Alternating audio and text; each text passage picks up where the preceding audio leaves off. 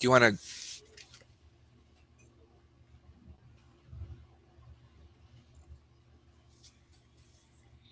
All right, welcome to the in-depth analysis portion of the Game Theory Podcast. Thanks for joining us for this one. It's a big one. It's awesome. Really like this one, and because I feel like it points out a few different things. So, anyone who didn't check us out in the news and review section, fuck you. No, I'm kidding. That's awesome. I totally understand. Gotta save that time. But if you don't, we talked about some cool things that came out this week. But we're not talking about that here. We're talking about a sweet study that came out. What's up, David? Welcome to the other side. Hi. You're dead, or whatever the other side means. I don't know why I said that. I guess in the in-depth analysis portion. Yeah, it's the other side of the rainbow. Yes, where the pot of gold lasts. I saw something funny. Do you know who Brian Regan is? Yes, of course. Yeah, Brian Regan is a comic. For those who are listening who don't know, guy's hilarious. Like seriously, just YouTube it, and I literally mean hilarious. I don't watch a lot of comics where I think they're just very, very funny, but this guy, hilarious.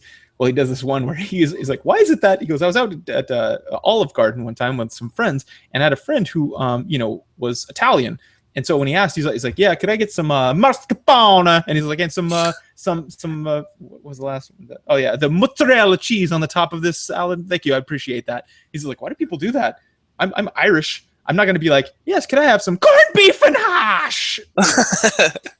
Because that's how they say it there. But he's like, but I've never been. I'm not born there. Yes, it's my descent, but like, why would you change the way you say? Oh, it's like people who backpack through South America for like a month in the summer, and then they come back and they have to over Spanish pronunciate everything they say. Oh yeah, I just spent a couple of weeks in the mountains of Chile, and then I went to Buenos Aires.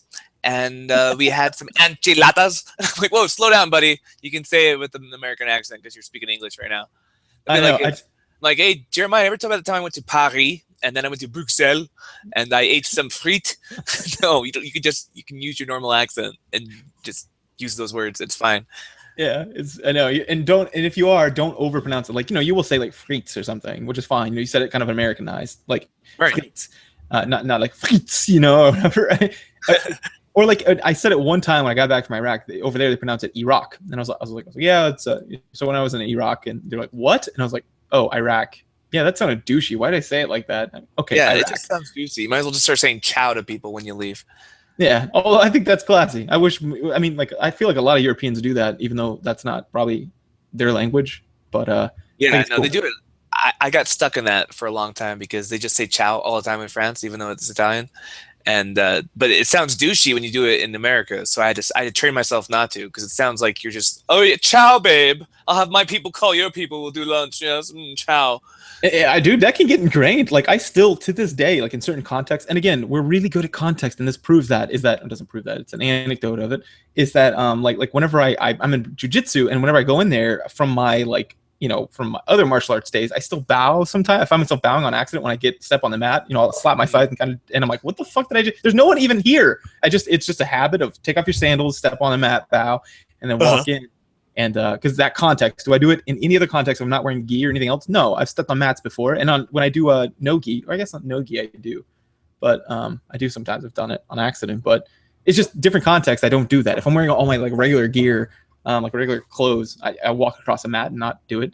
But yeah, it's difficult, man. It gets ingrained once you put it in that automatic processing. It's just difficult.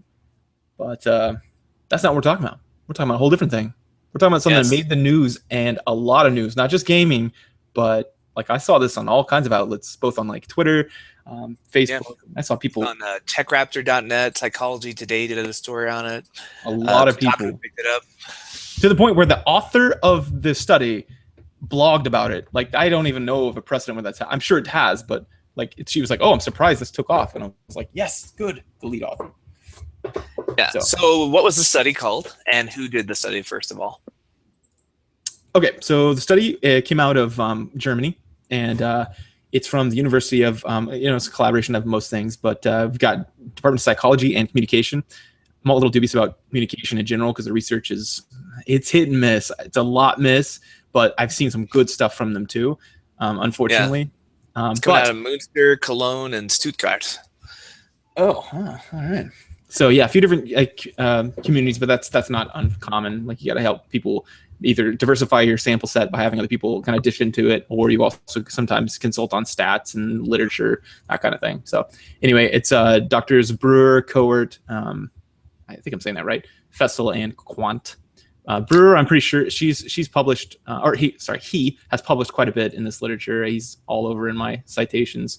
Because he's someone, and I like him because he's someone who in the literature, when he writes, like, you can tell a slant. Like, obviously, like Anderson will say things like, "It's long been established that video games make people into fucking monsters." Citation, all me, right? And then you get Ferguson, who's a kind of a firebrand on the other side. He's much more fair in his language. He'll say things like, there has been doubt that this has happened, but he does cite, or he does kind of shit on everything that he, that is held by the opposite side. He'll be like, yeah, we don't even know that. We don't even know if video games even affect people, much less that, So you can tell he's got a dog in the fight on the other side. But then you get people like Brewer or like Greitenmeyer, a couple of people like that. They'll kind of, they're in the middle, and you can tell they're just like, we don't know. We're trying to do this, help figure it out. Yeah, this was published a few days ago, April 16th, in the journal Cyberpsychology, Behavior, and Social Networking. And the study is called "Sexist Games Equals Sexist Gamers?" ? A longitudinal study on the relationship between video game use and sexist attitudes. Yeah, and this is a cool one, guys. If you haven't seen this in the news or anywhere around, you're in for a pretty cool little article, I think, as far as research goes. But that's not even the big part of it. The drama is probably what everybody be excited about. Nobody wants to read a journal with me and David. No, it's the fallout. But by way of introduction, basically, these guys were looking for to see if playing video games would make people more sexist, because there's a couple assumptions that each side makes. Intuitions. But first of all, it's a longitudinal study. Should we explain what that means? Yeah. Okay. So there's like 4, 5, 6 different ways to do a longitudinal study statistically, and methodologically. But basically, the common factor is this: you just watch someone over a long period of time. Some people say a month to 2 months is a longitudinal. I disagree, and it's pretty controversial. But typically, people are talking about a couple years. Months don't really count. You want to get long-term effects of something, like maybe drinking out of plastic bottles. They did one of those in the medical research, right? The BPA stuff that everybody knows about now. Things like exercise. You can't do a cross-sectional or do like 1 month and 1 month. You can, but it won't tell you much. You want to do like years. So that's what they did here. Over 3 years, they measure you over different time points, and you only need 2, first and second, but any good methodology is going to bring them in a few different times. And they measure you on some variable consistently across those 3, and then watch what happens. Simplistically, you can just look at it and go from the difference between time 1 to time 2 to time 3, or however many more you've got. But there are really cool, sophisticated ways to do that. Unfortunately, the journal didn't say how they did it, so I don't know which way they did. Or we've only got the abstract, because paying for it would cost $51 to have access for 24 hours, which, until we are paid as a podcast, we probably won't be buying articles. So, especially for 24 hours, come on, what the hell?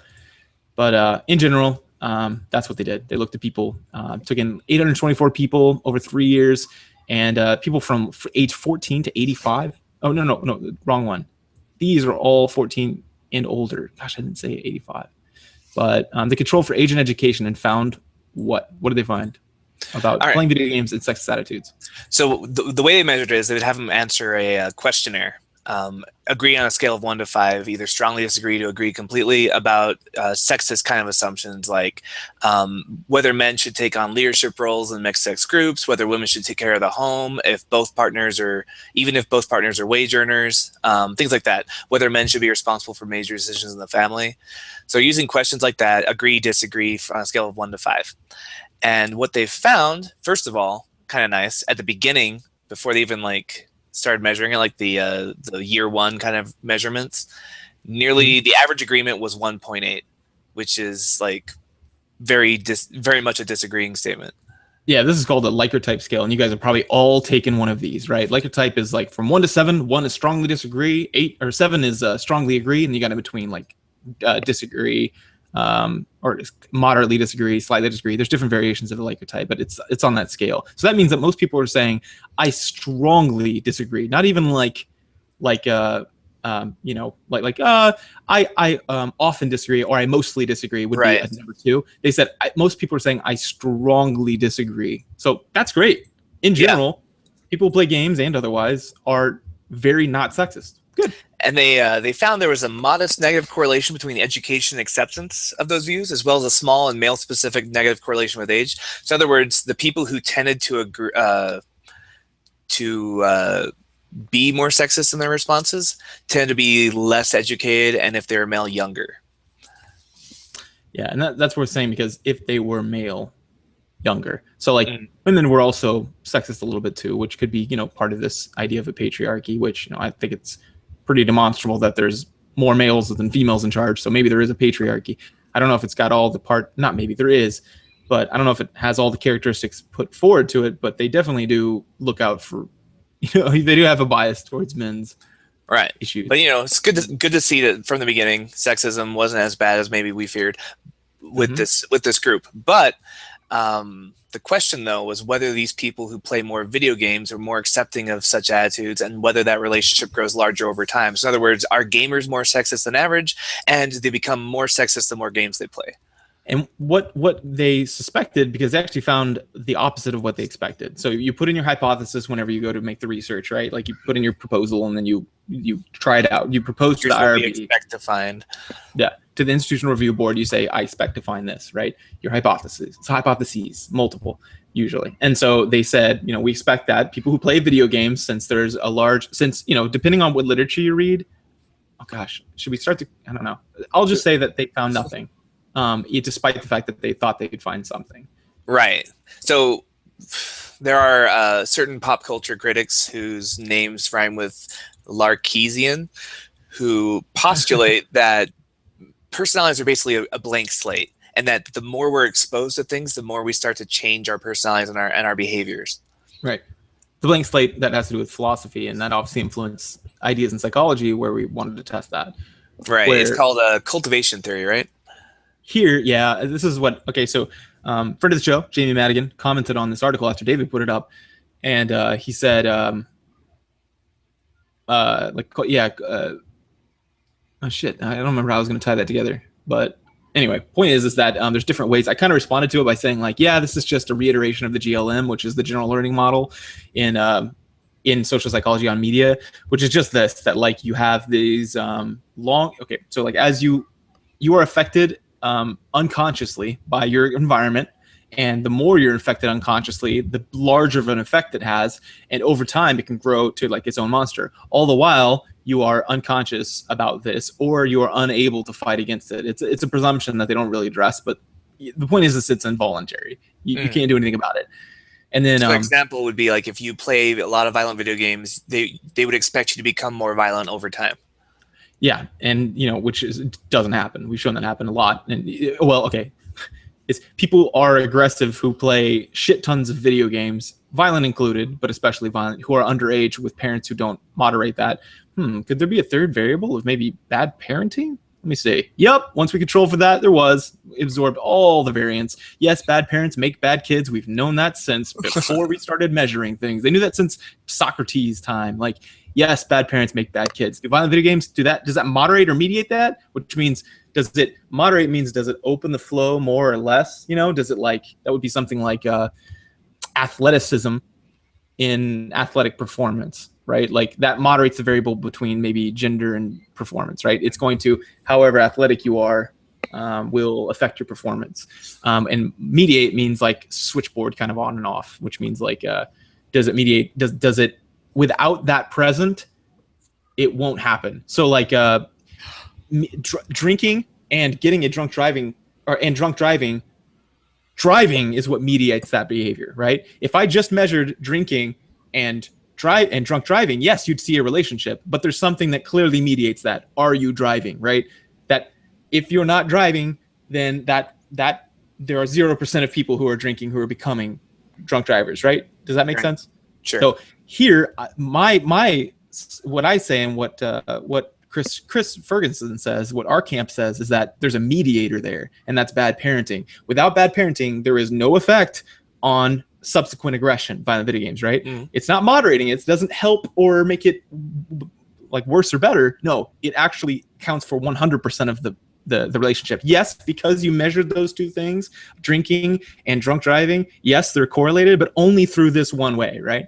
So that's our statement here. All these other ones, cultivation theory, I guess, is a new name. I've never heard of that, but whatever. This camp is calling it that. And but generally, the general learning model that says that parenting might moderate it, but yeah, it's less of a theory in the scientific sense of the word and more of an intuition, right? They're just saying, oh, well, we would expect to see this. Yeah, that's a really good way to say it, because it's something that people in general, and it's a common idea that ever since Freud really fucked this up for people, I think, is that there's this unconscious, and it counts for 99% of processing, right? He says that the tip of the iceberg is really that's what Freud said. The tip of the iceberg is really the only thing that's going on. The entire iceberg, 90% of it or whatever, is unconscious.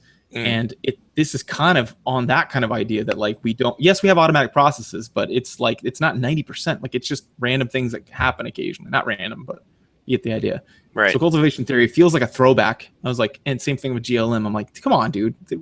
We're past that. We know quite well that a lot of things come through our conscious processing. Right. So it's more of an intuition, and it's something that Anita Sarkeesian and others have been pushing, is that people playing games in which women are depicted in certain ways or not depicted at all, they will also develop negative attitudes to them over time as they play more of these games. And that's kind of the intuition. And it's really hard to dispel this intuition with data, because there's no real evidence that makes this cultivation theory, quote unquote theory, of attitudes actually happen. It was shitty because it puts the onus on us, like people like me and Ferguson, or other people like us, like a Brewer. Well, not Brewer actually. She kind of goes back and forth, but or he. God, I keep saying she. I'm sorry. The first time I saw her, I thought him. Oh, gee, saw his name in the literature. I thought it said something like Jennifer, or I saw him with a co-author, and ever since then, I even had to change it in my T word because I said it wrong. Damn it, Johann Brewer. Anyway. That guy's kind of in the middle, but it puts the onus on us to disprove something that, they found a correlation, like, correlation, therefore causation. And I'm like, no, first of all, no. Second of all, how do we demonstrate this other than showing that it doesn't exist? You just compile enough no's, you know what I mean? It'd be like proving leprechauns don't exist. I'm like, well, I guess I'll go look at the end of a rainbow. First of all, theoretically, that doesn't make sense. There's no end of a rainbow. It's a refraction of light. But let's say I finally get a way to isolate that, like in the lab. I make my own rainbow, and I show that there's no leprechaun there, right? Like that. Then they're like, well, not that one because it's a laboratory. And I'm like, well, yeah, okay. And you definitely can't. It doesn't mean that he'll never show up, but this is pretty shitty to put the onus on me when you need to show that with good statistics first, not simple shit like measuring drinking and driving, but instead measuring drinking, driving, and drunk driving. What caused, make sure you're getting that third variable in there. But so this is the first longitudinal study that I'm aware of that came out looking at sexism and playing video games over time. Well, there's been some, but they've been like 1 month or something like that. Okay. Like looking at it's like the first 3-year kind of large scale. Yeah. First one. Yeah. And can you walk us through kind of the data, like what they found? Oh yeah. Yeah, so the current study, I got a couple things pulled up here, but is this it here? Like I read a lot about regression coefficients and small numbers, but I don't really know what that means without the psychology training. Oh, here it is. Okay. Well, this is from an older one, but for the regression coefficients, that was from a 2011, right? That's the beginning of the study. Yeah, that's the beginning of the study, and then they began in 2013. Yeah. Okay. So in the beginning, so at time one, so like they start the study, and remember how we measured over a couple times over the length of the study. The first one, they found that. So this is just a cross-sectional thing. Like they're looking at video game use and attitudes toward women, sexist attitudes toward women specifically. The regression coefficients for video game use and sex attitudes were 0.04 and 0.06 for women and men, respectively. So a regression coefficient is, I'll make this super easy. Like it's the weight of the predictor. Does that make sense? Okay. So the regression coefficient is telling you how much value you can base on that. Like I can predict with accuracy you're going to be sexist by playing video games based on this number. Yeah. It's so in other words, like a 0.04. I'm sure you know that that's not very large. Like 100, a 1 would be all of it, right? So would a 0.04 be like a 4% chance? Or is that... No, because there's a couple... Yeah, I know. That's the intuitive answer, of course. But no, because there's a couple different ways a regression can be... it's just small. So you've got like weighted and unweighted beta weights. It doesn't matter. The point is it's small. Let's put it that way. It's a standardized way to look at it, or it's an unstandardized way to look at it. So 0.04, 0.06, it's basically super low. So yes, it looks like there was a positive predictor. You could predict someone's sexism or for video game use and sexism. Okay, we're 0.04, 0.06. Okay, so yeah, you can predict it, but not very well. There's clearly that's not what's going on whenever we look at these things, right? We're missing other factors that would account for the rest, right? Does that make sense? So that's basically telling you, nope, that's bad. You didn't get it. Like whatever is driving it is not these two things. And the funny thing is, in 2013, when they stopped the study, it was negative 0.08 and negative 0.07. So there's a negative relationship, meaning that when one goes up, the other one goes down. Does that make sense? So in other words, the more they played video games, they got slightly less sexist. Mm-hmm. And yeah. Okay. Well, depending on which one they were trying to predict. See, they didn't really say which one it was their why or which one was their what are they trying to predict. But if it's just two variables, it doesn't matter. And they should have even run a regression. They should have run an ANOVA, but I'm not going to pick on the stats. The point is that if it's just the two variables, it goes both ways. It's bidirectional. You can predict one or the other from the other. But usually with a regression, you're taking a series of things, like maybe like you getting into college or you doing well in college. I'd look at GPA, I'd look at work ethic, or how much time you spend studying, and maybe I don't know, healthiness. And we'd probably see a regression coefficients of, and then you get a predictor from those three things, just predicting one thing. But it looks like it was just two, in which case they ran really stupid stats. They should have just designed NOVA. Whatever. Point is that yes, in this it looks like they're just those two both predict each other, but in a negative relationship. So as video games go up, sexist attitudes go down, or, and we're not sure which, when sexist attitudes go up, video game play goes down. So it could be. But either way, it was really slight in either direction. Yeah, and we can't. I wouldn't, with these data, I wouldn't say anything. I would just be like, okay, there's clearly something else going on. Basically, if video games are making people more sexist, then we're not seeing that show up here in the data. Yeah, in fact, we see a small suggestion that, in fact, it's the other direction. As you play more video games, you're actually getting less sexist. Now, I wouldn't make that statement from those data, but I'm just saying that appears to be what is trending right there. Now, they did the analysis again and actually took account like different genres of gaming, like role-playing games, action games, first-person shooters, genres in which women are thought to be particularly underrepresented or represent in sexist fashions. Well, and let me just give you some insight here. Like, you just run your numbers after your first hypothesis, right? Mm-hmm. And you see that it was not supported. What you do there is a little bit of a panic because you can't publish that. No one will take that. So what you do is you do what we call post hoc analyses, which is, oh shit, I need to figure out something that's going on to make this publishable, right? I just did 2 years of data collection and I got fuck all to show for it. So I need to find something that I can publish on. So yeah, this is already like, oh boy, let's figure out something. Right. Let's control for some things and find something else. Yeah. And so they're looking for things where video games are being represented in a sexist fashion, which is weird. Yeah, hang on. What's your thoughts on that? Okay, sexist fashions. I don't know what that's supposed to look like because I get different ideas from everyone. Like Anita Sarkeesian, just any kind of woman that she brings up, she finds a reason that it's sexualized. Like if a woman's kidnapped, that's sexist. If a woman's not present, that's sexist. If she's wearing something sexy, that's sexist. I don't really. It feels like an umbrella term for just like this. I don't like the look of this. Yeah.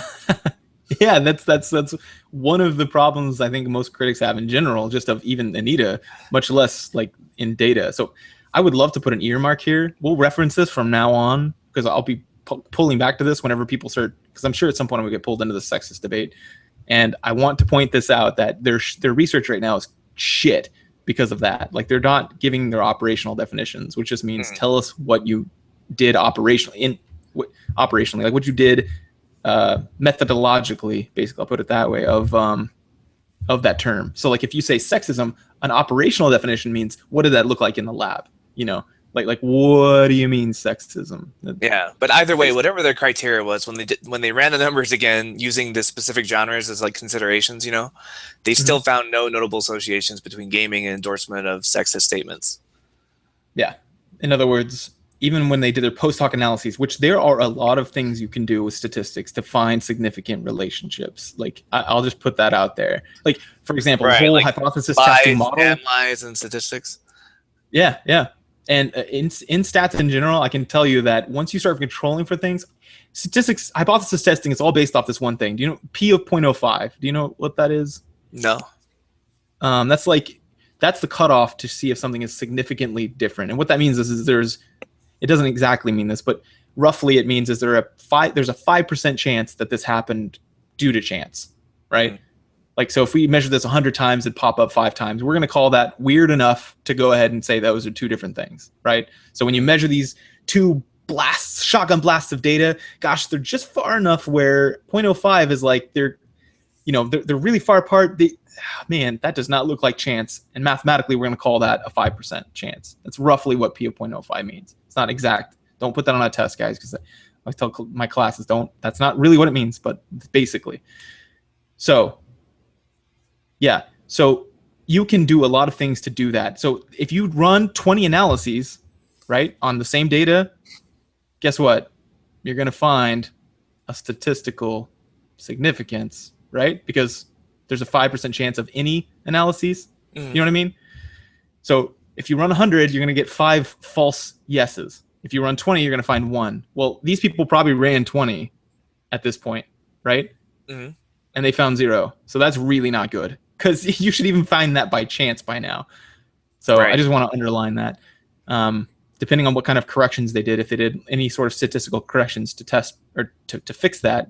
But just in general, you're going to find some kind of weird, in my experience, and statistically, you're going to find some weird shit like socks and, and love for dirt are correlated. And we just throw those away typically. We're like, I don't know what that means. So what's the floor effect? Oh, wow.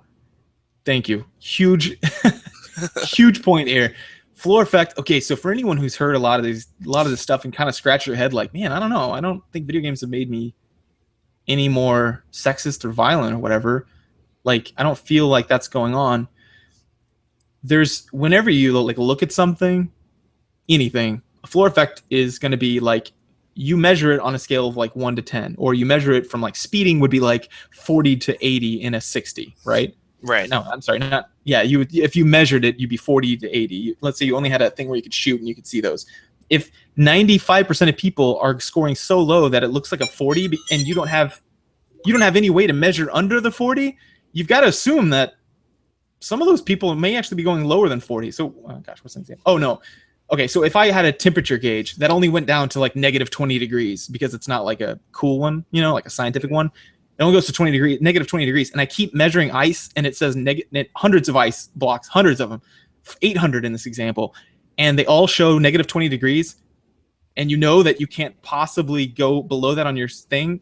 Wouldn't you at some point look at your temperature scale and go, fuck, I bet these things are way under negative 20, or at least somewhat under. What are the chances that they're all exactly negative 20?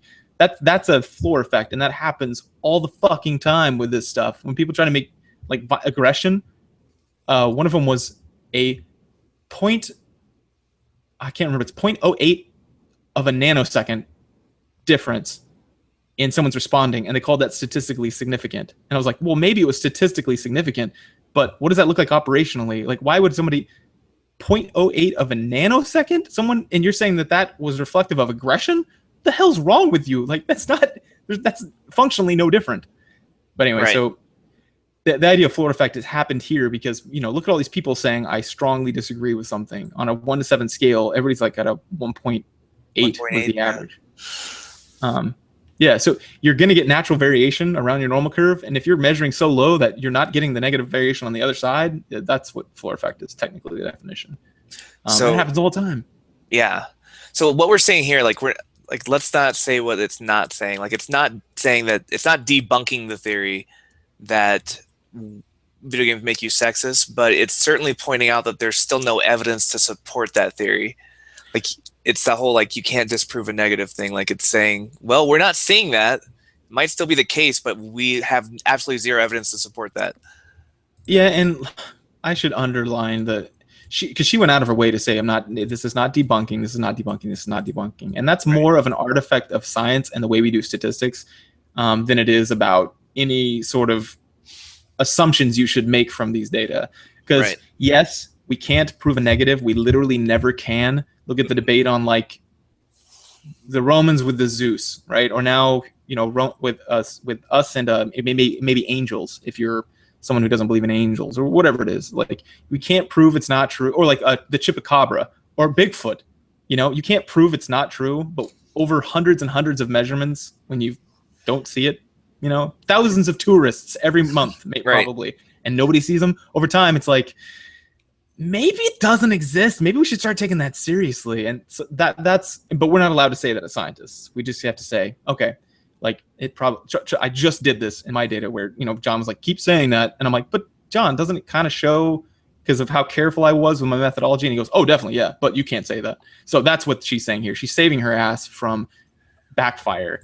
Right. There probably is nothing going on whenever you measured longitudinally over that many times, and you find such low effects whenever you do find effects, that, yeah, this is... Right. We can't say definitively, just like we can't say there's no Bigfoot for sure, but it's a pretty safe assumption.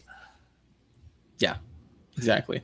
Now, Jesse Marsick, he's a PhD student who wrote on Psychology Today, kind of covered this article. I'd recommend anyone that wants to kind of get more into the nitty-gritty reading his review of it. He pulls up an alternate hypothesis that's not as sexy as Aeneas Sarkeesian's video games are making you sexist, whether you want to believe it or not theory. He says, various types of media, from video games to movies and beyond, reflect aspects of our psychology instead of shape it. Mm-hmm. So in other words, men aren't signing up to be soldiers because they're playing Call of Duty, but Call of Duty reflects the fact that most soldiers are men. Yeah, in other words, which direction is that correlation going? Like, right. So people go fast. No, people go fast in fast cars. Which way does that go? Is it that people who want to go fast buy nice cars and then they go ahead and drive fast? Or is it that people who get nice cars are kind of unconsciously becoming faster? Like, that's an interesting question, but I would assume the most parsimonious, or I guess Occam's razor, would suggest that people want to go fast, buy fast cars. That's much more readily available because they're going to be looking for chances to do that. And everybody else, for some reason, seems to think that, like, media jumps on this. No. Once you buy a fast car, you start finding yourself driving faster. It's like, well, I don't know. That's a crazy claim. We'd have to really look at that, and we'd have to make sure that that's the direction it goes. So, or people who are going to shoot people. Whenever you get a gun, you're more likely to shoot people. That's exactly analogous to what they're saying. Like, it somehow slowly and consciously makes you think. And I'm like, well, maybe. But we definitely know people who want to shoot people are going to buy a gun. Right. We know that, like that, or we don't know that, but that's the most obvious theory. It takes the less sales pitch. Let's start with that one. It's just not sexy. Like, the moral panic doesn't come into play, right? Like, if you can point at video games and say, oh, look, they're corrupting us, they're making us more sexist. And to quote Aeneas Sarkeesian, if you think that you're not affected by this kind of thing, then you are more likely to be affected by it. That's how insidious it is. Like, that's way sexier of a headline. That's going to get you on the Colbert Report. But saying, oh, video games are reflecting behaviors we already have, that's less exciting. Well, so some people say this is intuitive, the idea that, like, violent video games make you violent. But I would suggest that that's context, because in some contexts, that's not true. Like, for example, how does market research works? I know we have some marketing listeners, actually, so they all know all about this. Whenever you do market research, you look at what's not being serviced, and then you sell something to them. Does that make sense? Like, if I want to find people who aren't gaming right now but have a lot of spare time, guess what? There was a war going on, an Iraq war. Guess what was all over the news? Guess what you got two new markets of? One, bored soldiers, and two, people who hero worship soldiers, right? You sell them a game that allows them to do that. Like, I think that's equally as intuitive as saying that people who are playing games end up becoming soldiers or whatever, right? Like, depending on how you sell it beforehand. It's really the context that you give before that sells the idea one way or the other. So I don't really believe there is one intuitive direction, but it definitely is true that the media and a lot of people have picked onto the others. But I love this article. I love this study because, one, it was by people who were trying to set out that it was true and how do you have these preconceived notions. Two, the deck was stacked against the skeptical position that there's no relationship there, because whenever you set up a study, you use multiple measurements so that you can find some kind of relationship, right? Let's say, okay, it didn't spike on 3 of these measures, but this 4th one it did. And then it sucks, trying to explain why that's the case. But guess what the media takes on? Just that one relationship. And then they say those 2 concepts are correlated. So like, let's say I give you 12 measures of aggression after playing a violent video game. 11 of them come up nothing. 1 does, because that's how statistics work. You're going to get a statistical relationship that happens to be, that's just a freakish thing. And then because you're trying to establish video games and violence are connected. And what you did was you didn't find that. All you found was a 1 measure of it, and 11 didn't. But guess what the media says? Oh, aggression and video games are related. And you're like, no, that is not what the study found. The study found 1 measure and 11 not. So we should instead think that's not true. But I like this one because it was stacked against it in that way, and it still came up with none. And what's best is the last time point, the final time point, whether it was time 2 or time 12, I don't know how many times they measured, it looked like a negative relationship. Is trending that way. It didn't say whether it was a significant correlation, but I'm assuming it was, considering they reported the statistics, and you can't if it's non-significant. So if anything, it's making us better. But I suspect that it's actually culture. We've become a less sexist culture at this point. Over the 3 years, yeah. Over the 3 years. But I would like to see, since she got a floor effect, remember, at time 1, people were already saying, I strongly disagree. It could have gotten even worse, like I vehemently, or I will fight someone who says that. There was no extreme, you know what I mean? Right. There was a floor effect. So it could have been going super far in the other direction. We don't know. If anything, that's definitely something that would be a criticism. So this is great. When people are downplaying this, I'm a little skeptical to jump on that train, because actually we could address that. What are some of the criticisms of the study? Have you heard any of them? Just from her blog. She's I think Kotaku interviewed them, and she's just very careful about saying, like, oh, it provides some evidence there are no broad cultivation effects of games, meaning that video games alone did not make anyone more sexist.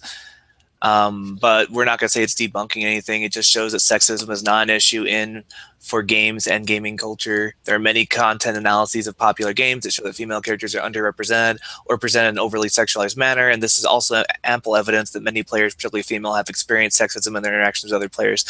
So she's saying, like, there are sexist games, or again, it's a weird thing, but sexualized female characters or underrepresented female characters or people acting sexist in online communities. We're not saying that's the thing. What we are saying is they're not getting worse when they're playing these games. Yeah. She's trying to be specific about what this study found and what is still left to be studied, which is smart.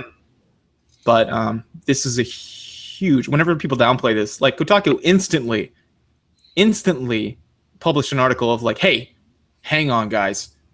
I know that we're not at all critical of the opposite position, but we just saw something that shows us completely wrong with data, and not only data, but longitudinal data. And not only that, when it's carefully controlled for, well, we have reason to be skeptical of that. And they published one of the longest articles I've ever seen talking about why you should not believe science. It was the weirdest. I was like, what the fuck, Kotaku? What the fuck? I think what happened is someone from Gamergate like sent this article to them, and they're like, oh, Gamergate, instantly wrong then. Maybe, and like, I want to believe that that's the truth. I don't want to make a conspiracy here, but shit, I'm a little. As soon as I saw that, I was a little started doubting their bias, or starting thinking maybe they did have a bias. They're clearly favoring Anita Sarkeesian. Like, they've given her nothing but a platform and glowing reviews whenever she says anything that's not research at all. And then they get actual data and scientific research, and they start looking for holes. Like, there's a clear bias happening. I love Kotaku, but there's a clear pro Anita Sarkeesian bias happening with that group. Yeah, I mean, and she's a celebrity at this point. Like, there's no denying that. She makes a lot of things, and good for her, I guess. But I don't like the message, what it's doing for the message, because now people are starting to buy into it like it's a cult. So, and people buy iPads and shit all day. That shit is way overpriced. Like, you can get the same components in a Microsoft platform, and it's at a third of the price. But there's something about Apple and its things that it starts to have a cult theory. And if you think I'm kidding, no, this has actually been done. It's considered the icon for cult followings in the literature for dissemination. I'm not kidding. They just say the Apple cult, and it's known now. It's like people don't even cite it hardly anymore, because it's so well known that people are stupid when it comes to Apple. Are you talking about how they might be part of the to get you off of this Apple Yeah. slant, but would you say this is like an example of confirmation bias? Like even when you find out that you're wrong, like the belief kind of lingers? Yeah, and there's a shit, I forgot the name of it, but there's a psychological effect of the more frequent you hear something, the more likely you think it's true, even if it's a lie. Like if you say like, "Oh, Santa Claus," no, Santa Claus is real. That's like a demonstrable thing. But if you say like, "Ants eat wood," and so if you have an ant pile near your house, it's gonna eat your house, and you're like, "That's stupid." And you go, "No, I don't believe that." And over time, though, the more you hear it, you end up thinking that it's true. Like we've shown that multiple times in psychology to the point now where it's a law of human nature. So yeah, like I'm a little concerned of that that's just like an echo chamber, and at least let people make their own decisions. Don't just, oh man, I don't know, instantly debunk a longitudinal study when you're a journalist. You're a fucking journalist. You don't know shit about science. Oh man, I was gonna get fired up. I'm really upset about media's relationship to science, and when they fuck it up and what they're willing to take as data and what not. Like, I don't know. Kotaki got it right about the violence thing. That's why I think over time they're going to get it right about this too. There's going to be enough studies where it's going to shut these people up. You're on the right side of a debate when you're saying, "I'm just going to wait for the next study then to shut you up." That's a good place to be. Like, if you're on the other side where you're like, "Well, all these fancy new studies are coming out, but it's still a thing," right? It's a good side. I don't know. I've found that in the past, I'd rather be on the side that says, "Hey, look, science is continuously showing what I said to be true." I like that. There was I forget who it was. There was a psychologist who they were talking about sexism in media, and I liked what he said. He said, "I like to see more research examining the representations of women in games. Here I will say I will consider myself an advocate for more egalitarian and stronger presentations of females in games. I say I'm an advocate because I would like to see that despite not really having any data to suggest society will implode if this doesn't happen. My suspicions are that were the research to be done, we'd find the effects are really quite small and probably quite nuanced, but I still think a cultural change here in games would be a good thing." And that's the difference between a psychologist, a scientist, and an advocate. You can be an advocate for something even if you don't have any data, but he was very careful to say, like, "I'm an advocate. I don't think it would actually change anything, but I think it would still be a good thing." Yeah. Right. This isn't the way to get someone behind something. We know that fear is the quickest spread across social networks, right? Like there's been studies on this, dissemination, literature, and otherwise.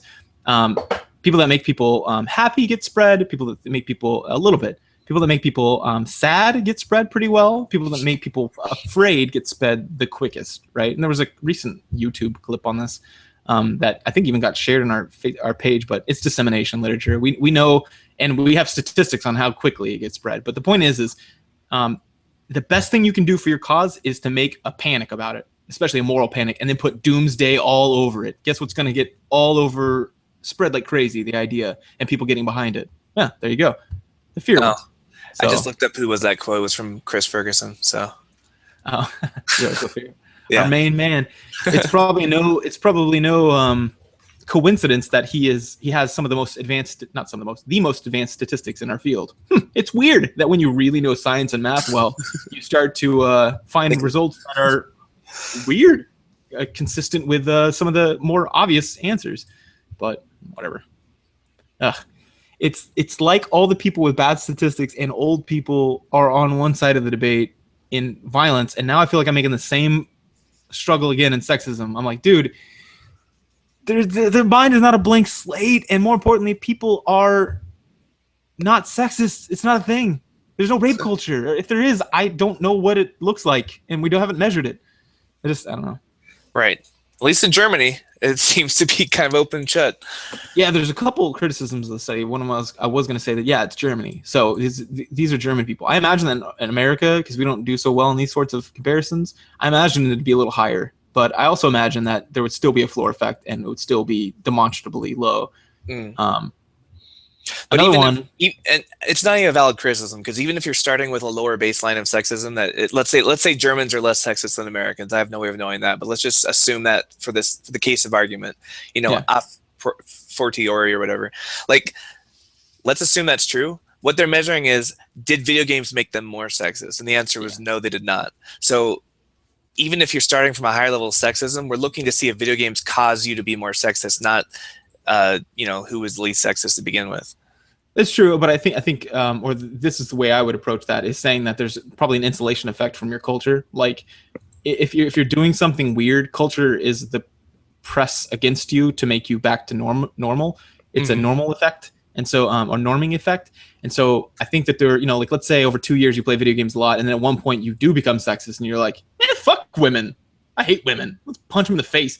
My idea is that the culture might push back against you more readily in Germany than it would in the U.S. So it's sort of like a differential, an interaction effect. Okay. But I see what you mean as far as base rate. You're right that there was no movement there. But I'm giving the benefit of the doubt that maybe we'd start higher, but and that you would be more likely to see an effect. But and that our culture wouldn't push back if I just started to say, yeah, you know what, fuck women, I'm going to punch them in the face. Like I said, I don't know. I know that America does worse on these measures, so I'm trying to be as scientific as I can, to be super skeptical of my own position, even by giving them everything and then making mine shitty. And because I'm still confident that there's going to be no effect. I mean, I know I study this in an analogous situation, violence and aggression, and I don't think there will. But another one was that this was what Jamie Madigan said in our thing, in our the post on it. Remember, he said he's skeptical because they were looking at all video games, not just sexist ones. Right, but didn't they control for that in the second analyses when they were looking for a better? Let me see what they did control for. Because remember, they originally didn't see anything, and then they ran a second analysis, and they oh, that's right, yeah.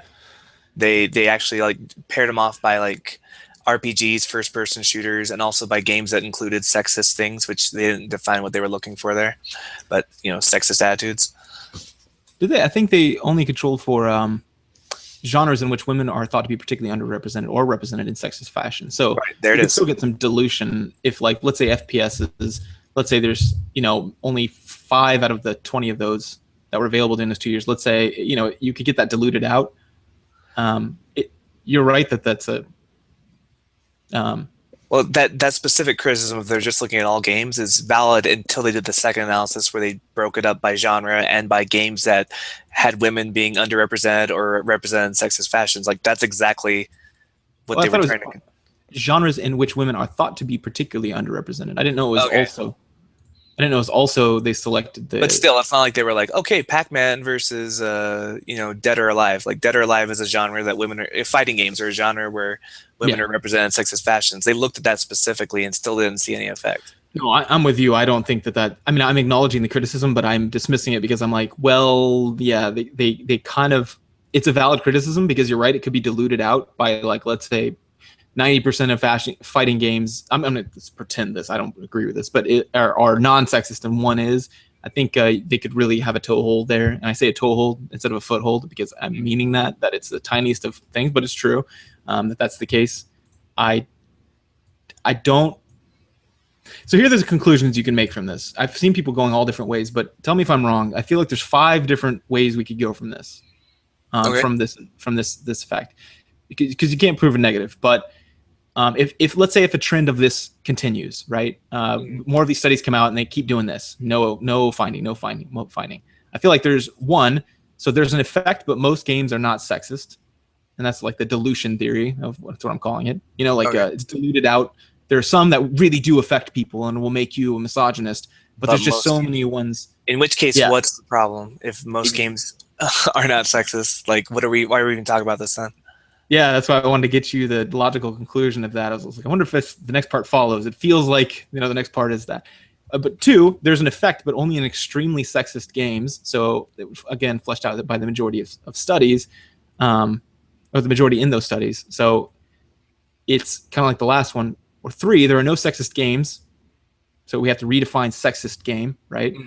At that point, we can't just say like someone who's dressed provocatively is a sexist thing, right? Right. Maybe that's not sexist. That's just someone being sexy, right?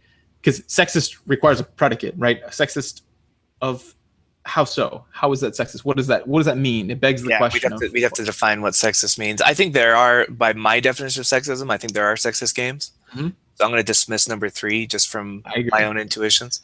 Yeah, I agree. I think that one's not the way I would go. 4, there is no effective sexist games because content does not affect behavior, like at all. Like any game you ever play will never affect your behavior.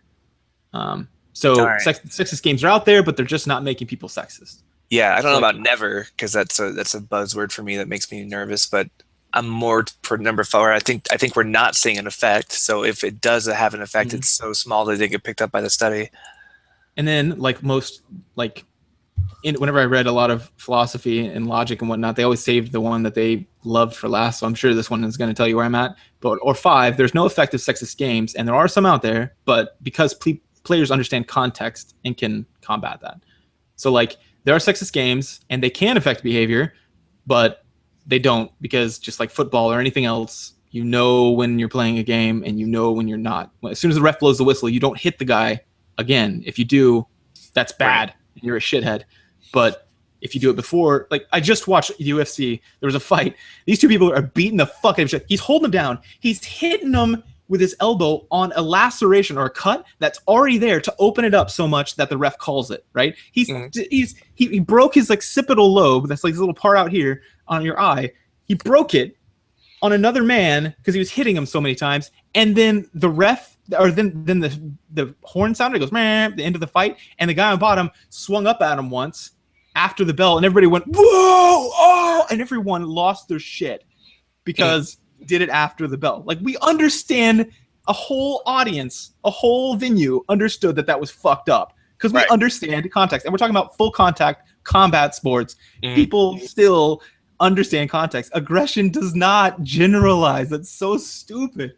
Anyway, so mine is the 5th. I believe that there can be effect. Maybe, I don't know. You'd have to demonstrate that, like on someone who's wanting to become more sexist, and then you'd have to have a placebo where they played a game that wasn't sexist, and then they still want to become sexist, and then measure those two effects and look at each other. But I think that anyone else is going to understand context. Like, I buy a hooker in GTA 5, and then I run her over in a video game because it's funny. I also run over other pedestrians and other people that I buy goods and services from, like drugs.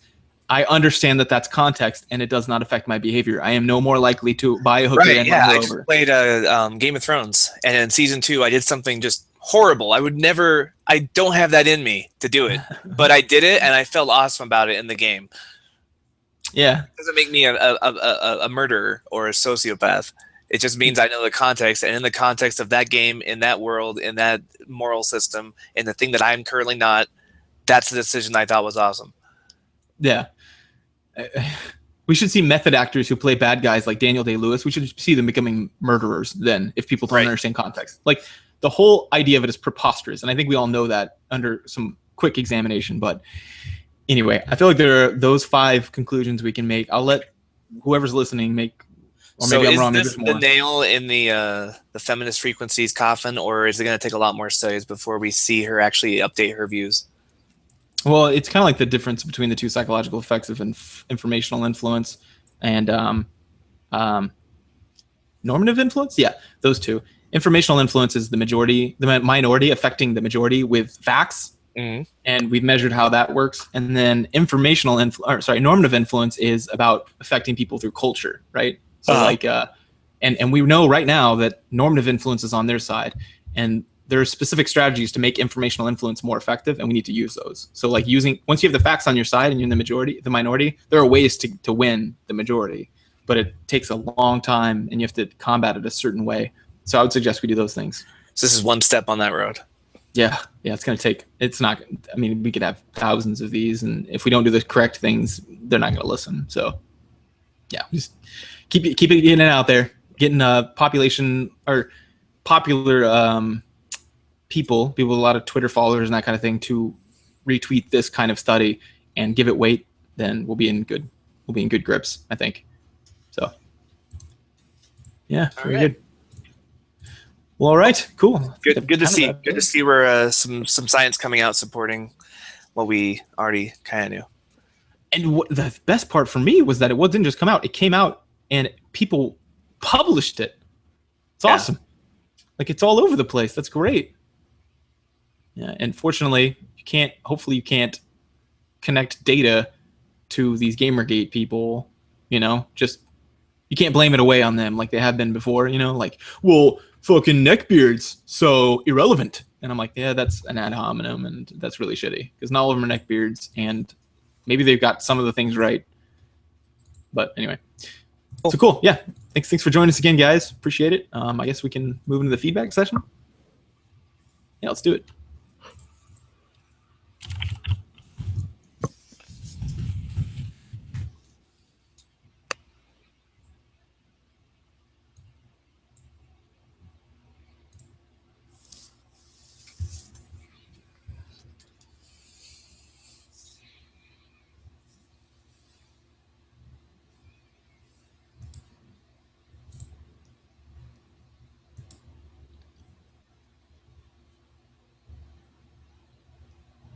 All right, this is the feedback section.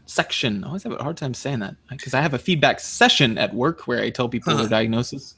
So feedback section. We're going to be talking about not diagnoses, but some of the interactions we have with the community. You guys are awesome. Appreciate it. Yeah. So did we get any emails? None. End of section. Well, actually, we got a couple Stitcher reviews that I don't think we've gone over, but okay. I'm having a hard time bringing it up. It's being stupid right now. I don't know why. I had it up earlier today, literally.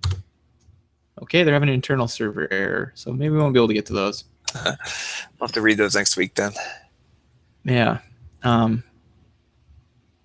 Oh, here it is. Okay, got it. So a couple here. This one was 10 days ago. So a little over a week, we missed it. Sorry, I forget to check this one. It says, these guys are the real deal. They're both academics, so they apply their expertise to the field of gaming. It's not dry content, though. They're hilarious together. You got to check it out. Another one was, we missed all these. I feel bad. Academics Meet Gaming from Kenna. They mix humor, pop culture, literary theory, and psychology into an... Oh, and these are all 5 out of 5. They mix humor, pop culture, literary theory, and psychology into an educational but fun show that really takes games seriously. It makes me my commute fly by. So thanks, Kenna. Really appreciate that. And one more. The show is a great blend between geekery and intellect. As someone who's interested in games beyond what's hot right now, it's refreshing to hear a pair of intelligent adults talk about games in like fashion, yet stick true to the raw fun that brought us all here to begin with. And that's from CG. So, yeah, thanks for that. Great, really appreciate it. Sorry we missed those. I did not check the Stitcher page in a while, but so if you want to continue leaving us reviews that we may eventually remember to check, leave us a review on Stitcher or iTunes. Yes, definitely. Had some interactions. People were talking on Twitter, but they were specific conversations, and nothing really worth mentioning. But yeah, you can follow us there at twitter.com/gametheorypod. You can also join our Facebook group at facebook.com/group/gametheorypodcast. Definitely. And finally, if you're someone who is particularly not religious, which if you're religious, do your thing. It's awesome. Love it. But if not, then we started another podcast called the God Theory Podcast, where we kind of talk about things that have to do with religion and psychology, specifically with not religion. So if you're someone who is not a believer, you may find that entertaining. If not, then just stick with us here. We will continue talking about video games because that is a passion. But yeah, go check it out. It's a good podcast. It really took off. Holy shit, man. We got I forget, over 600 downloads in a week. So it really took off fast on that other thing there. And it's pretty fun. It's short. It's easy to listen to. So if you are not particularly religious, then go check it out. Or if you're religious and you just like exposing yourself to other points of view. I know a lot of my religious friends still like to listen to it just because they like to be challenged on their beliefs. So either way, you're welcome. Just put on your big boy pants because we might say something that offends your deeply held beliefs. Yeah. But anyway, other than that, I guess thanks for joining us, and we'll see you next week with a new episode 84. So thanks a lot.